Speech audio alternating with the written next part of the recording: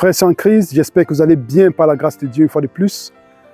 Notre méditation d'aujourd'hui est en rapport avec notre identité en tant que chrétien. Pendant la vie de Jésus-Christ, il a subi plusieurs tentations. Mais dans Matthieu chapitre 4, on met l'accent sur 3 tentations.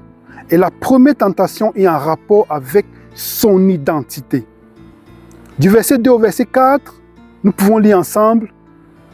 Et Jésus-Christ, après avoir jeûné pendant 40 jours et 40 nuits, fut tenté par l'ennemi qui, s'approchant de lui, lui dit « Si tu es vraiment le Fils de Dieu, transforme ces pierres en pain. » Nous voyons bien que la tentation est en rapport avec son identité.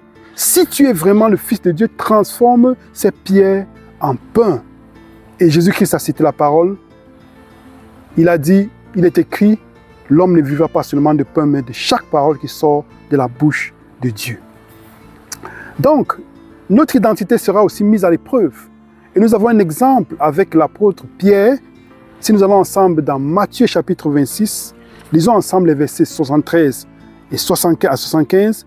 Peu après, ceux qui étaient là, s'étant approchés, dirent à Pierre, « Certainement tu es aussi de ces gens-là, car ton langage te fait reconnaître. » Le contexte sur lequel Jésus-Christ a été capturé par les souverains sacrificateurs, par les chefs du peuple et par le Sanhédrin pour pouvoir être jugé. Et Pierre est reconnu comme l'un des disciples. Pour quel motif? Par son langage. Parce que sa façon de parler était comme celle des disciples de Jésus-Christ. Et nous voyons bien qu'il est écrit « Car ton langage te fait reconnaître ». Combien de fois est-ce que nous avons eu un langage ordurier, un langage qui correspond à ceux du monde et qui a fait à ce que les gens puissent se poser la question de savoir si nous sommes vraiment chrétiens. Et remarquons ce que Pierre va dire. Alors il se mit à faire des imprécations et à jurer, je ne connais pas cet homme. Donc nous voyons comment est-ce que Pierre va pouvoir changer son langage, va commencer à dire des imprécations ou des gros mots pour pouvoir se faire passer pour celui qu'il n'est pas. Pourtant, il était le disciple de Christ. Son identité est mise à l'épreuve. Combien de fois est-ce que notre identité a été mise à l'épreuve? Combien est-ce que nous avons été pris en dérision?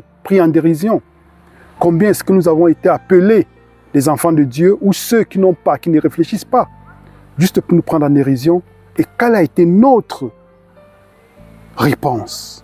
Ça, c'est une question personnelle. Parce que Jésus-Christ cherche des témoins pour le royaume des cieux. Et dans Luc chapitre 9, nous pouvons lire ensemble ce que dit Jésus-Christ.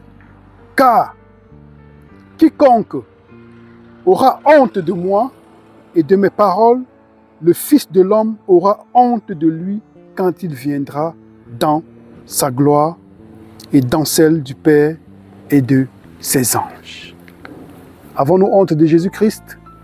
Avons-nous honte d'être appelés fils de Dieu? Avons-nous honte d'être appelés des chrétiens?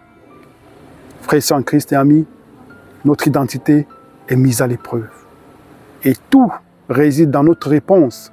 Parce qu'à chaque niveau, à chaque moment, l'ennemi veut se jouer de nous afin que nous ne puissions pas être ces instruments puissants entre les mains de Dieu pour pouvoir porter l'évangile à d'autres nations, d'autres tribus, d'autres langues et d'autres peuples, selon la grande commission de Matthieu chapitre 28, où il dit « Allez et faites des disciples ». Comment se faire des disciples? Comment est-ce qu'il serait possible de faire des disciples si nous restons fixes et soudés et fermes dans notre identité?